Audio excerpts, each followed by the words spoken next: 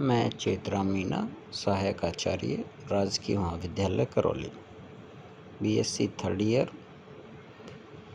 Development biology.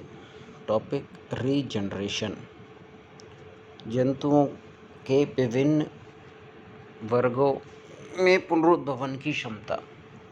पुनरुद्भवन के बारे में हमने बात करी कि प्रत्येक जंतु में खोए हुए या नष्ट हुए अंग या किसी शरीर के टूटे हुए भाग से संपूर्ण जंतुओं का निर्माण हो जाना या क्षतिग्रस्त भाग या टूटा हुआ भाग की पुनः मरम्मत हो जाना रीजनरेशन कहलाता है।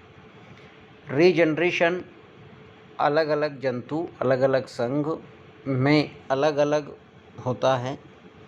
छोटे जंतु या आदिम जो जंतु हैं जैसे प्रोटोजोआ है, पोरीफेरा है, इनमें रीजनरेशन की क्षमता अधिक पाई जाती है। जैसे जैसे जंतुओं का विकास होता गया है, रीजनरेशन की क्षमता कम होती गई है।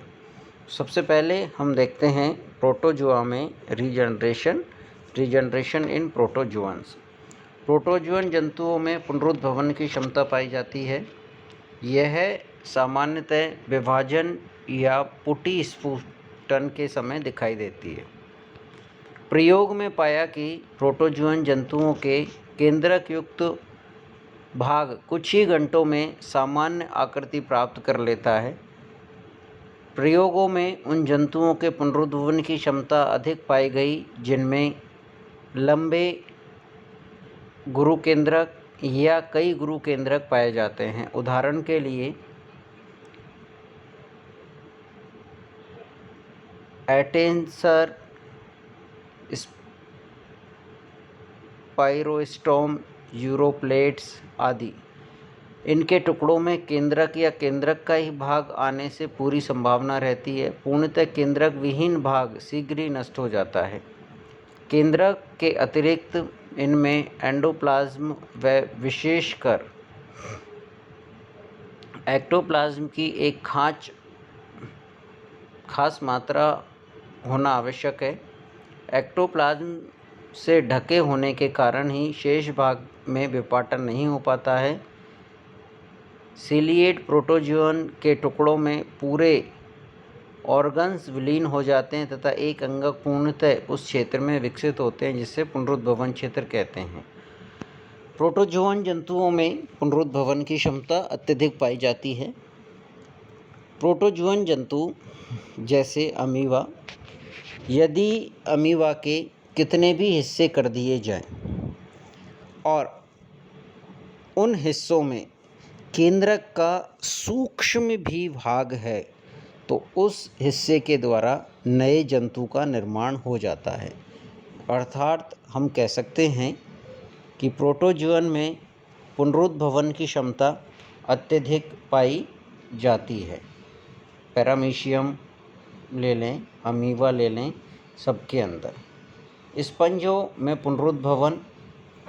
स्पंजों में दो प्रकार की क्षमताएं पाई जाती है। एक क्षमता पुनर्संगठन की है, इसे पुनर्रचन कहते हैं। यदि एक रेशम के कपड़े से स्पंज कोशिकाओं को निकाला जाए तो वे पृथक हो जाती है। इन्हें एक पात्र में रखने से कोशिकाएं पुनः संगठित हो जाती है। इसके लिए कैल्शियम, मैग्नीशियम व कोशिका सतह के कुछ भ्रताणुओं की आवश्यकता होती है। एक स्पंज से पुनर्रचन के लिए लगभग 2000 कोशिकाओं की आवश्यकता होती है। इस प्रकार टूटी हुई स्पंज कोशिका पुनः एकत्रित होकर पुनरुद्भवन कर नया जंतु बनाती है। स्पंजों के छोटे छोटे टुकड़े भी पुनरुद्भवन कर स्पंज बना सकते हैं, परंतु इसके लिए इसकी दोनों स्तरों पिनेकोडर्म व कोएनोडर्म की कोशिकाएं होना आवश्यक है। उदाहरण के लिए ल्यूकोसोलेनिया में 0.4 mm के टुकड़े पुनरुद्भवन की क्षमता नहीं पाए जाते। इससे बड़े टुकड़ों में पुनरुद्भवन तभी होता है जबकि इनमें कुछ कोएनोसाइट हो। कहने का तात्पर्य है स्पंज में भी रीजनरेशन की क्षमता पाई जाती है, लेकिन टूटे हुए खंड में दोनों जनन स्तरों का होना आवश्यक है। यदि दोनों जनन स्तर हैं तो टूटे हुए खंड से, टूटे हुए भाग से दूसरे जंतु का भी निर्माण हो जाता है। सीलेंट्रेट में पुनरुद्भवन, रीजनरेशन इन सीलेंट्रेट जंतुओं में भी प्रोटोजोआ व पोरिफेरा जंतुओं की तरह ही मॉर्फोलेक्टिक पुनरुद्भवन पाया जाता है, अर्थात इनके शरीर के प्रत्येक टुकड़े से संपूर्ण जंतु का निर्माण हो जाता है। हाइड्रा नामक सीलेंट्रेट जंतु पर वर्ष 1740 में ट्रेम्बले ने पुनरुद्भवन संबंधी प्रयोग जो है वो किए, जो वर्ष 1974 में प्रकाशित हुए। और प्रयोग में इन्होंने पाया कि हाइड्रा के शरीर के 200वें भाग तक के संपूर्ण हाइड्रा में परिवर्तन हो जाता है। शर्त है उसमें हाइड्रा के दोनों स्तरों की कोशिकाएं हों, हाइड्रा का परिवर्धन हो जाता है। हाइड्रा के संबंध में उन्होंने यह भी बताया कि ध्रुवता पाई जाती है, पोलरिटी पाई जाती है, अतः हर टुकड़े का एक भाग अग्र व एक आधारी या पश्च भाग होता है। जो भाग जंतु के मुख के अधिक निकट होता है वह अग्रभाग होता है, वह उससे सदैव आगे के हिस्से ही पनपते हैं। तो हम कह सकते हैं सीलेंट्रेट जंतुओं में भी पुनरुद्भवन की क्षमता अत्यधिक पाई जाती है। शर्त यह है कि टूटने वाले खंड में, जैसे हाइड्रा के टूटने वाले खंड में दोनों जनन स्तर होने चाहिए। यदि दोनों जनन स्तर उस टूटे हुए खंड में उपस्थित है तो उससे नए जंतु का निर्माण हो जाता है। ट्रेम्बले ने यह भी पाया कि हाइड्रा के शीर्ष से यदि एक खड़ी काट मध्य भाग तक लगाकर उसे 2 फाड़ों में बांट दिया जाए तो प्रत्येक अग्रभाग से संपूर्ण अग्रभाग बन जाता है तथा इस प्रकार द्विशीर्षीय हाइड्रा बन जाता है। प्रयोगों में यह भी पाया गया कि मुखीय, उपमुखीय या आधारी भाग में पुनरुद्भवन की क्षमता में अंतर होता है।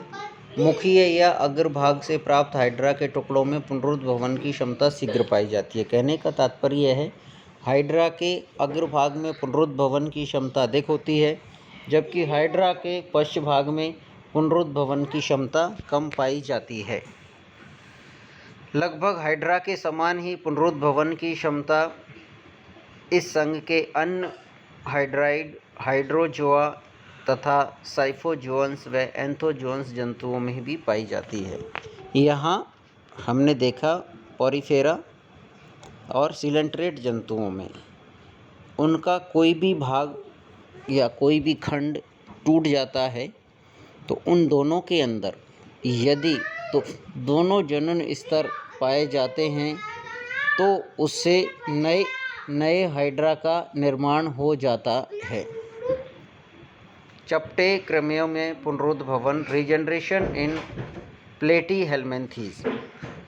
चपटे कृमियों में प्लेनेरिया जंतुओं के अतिरिक्त अन्य जंतुओं में कोई उल्लेखनीय पुनरुद्भवन क्षमता नहीं पाई जाती है, परंतु प्लेनेरिया जंतुओं जैसे डुगेशिया में भी हाइड्रा के समान काटे गए टुकड़ों में संपूर्ण जंतु बनाने की क्षमता पाई जाती है। काटे चाहे लंबवत हो या अनुदैर्ध्य हो, इसमें अग्र, पश्च या मध्य भाग पुनः प्राप्त हो जाते हैं। काटे हुए भाग पर पुनरुद्भवन प्रमुकुलन बनता है तथा मूल अंगों से कम आकार के शेष भाग पुनरुद्भवित हो जाते हैं। इस प्रकार पुनरुद्भवन एम्फीफोरेंसिक व मॉर्फोलेक्सिक का संयुक्त रूप है। तो प्लेनेरिया में पुनरुद्भवन की जो है वो हम बात करें तो प्लेनेरिया में पुनरुद्भवन जो है वो पाया जाता है। तो इस तरह से प्रत्येक संघ में, प्रत्येक जंतु में पुनरुद्भवन की क्षमता अलग अलग जो है वो होती है। छोटे जंतुओं में स्पेशली संघ प्रोटोजोआ में पुनरुद्भवन क्षमता अत्यधिक पाया जाता है। पॉरीफेरन जंतुओं में भी पुनरुद्भवन की क्षमता अत्यधिक होती है। सिलेंट्रेट जंतुओं में भी पुनरुद्भवन की क्षमता पाई जाती है। हाइड्रा में तो यदि उसके शीर्ष से बहुत सारे टुकड़े कर दिए जाएं तो वहाँ पर द्विमुखीय बहुमुखीय हाइड्रा का भी निर्माण हो जाता है। इसी तरह से आगे आगे जैसे जैसे जंतुओं का विकास होता गया है वैसे वैसे पुनरुद्भवन की क्षमता कम पाई जाती है। धन्यवाद।